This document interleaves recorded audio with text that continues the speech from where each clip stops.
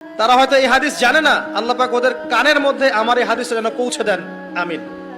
নবী সাল্লাল্লাহু আলাইহি ওয়াসাল্লাম বলেছেন, আমি মেরাজের রাতে যখন গিয়েছি তখন এক শ্রেণীর মানুষকে দেখেছি, ওদেরকে শাস্তি দেয়া হচ্ছে। কি শাস্তি?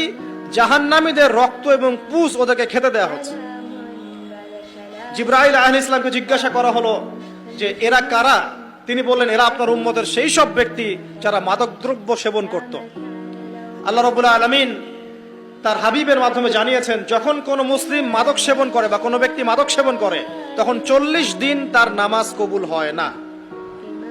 এরপর যদি সে তওবা করে তাহলে আল্লাহ পাক তার তওবা কবুল করবেন ইনশাআল্লাহ।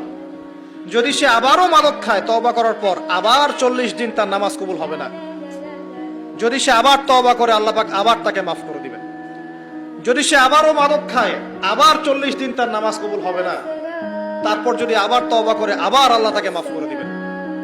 এরপরেও যদি সে আবার মাদক দ্রব্য সেবন করে, নবী সাল্লাল্লাহু আলাইহি ওয়াসাল্লাম বলছেন তাকে আল্লাহ রাব্বুল আলামিন পরকালে মৃত্যুর পরে তিনাতুল খাবাল পান করাবেন। তিনাতুল খাবাল। জিজ্ঞাসা করা হল, ইয়া রাসূলুল্লাহ, তিনাতুল খাবাল কি জিনিস? নবী সাল্লাল্লাহু আলাইহি ওয়াসাল্লাম উত্তর দিচ্ছেন, এটা হচ্ছে জাহান্নামীদের রক্ত, মাংস, এগুলো পুড়ে পচে যে রসটা বের হবে, এটা হচ্ছে তিনাতুল খাবাল।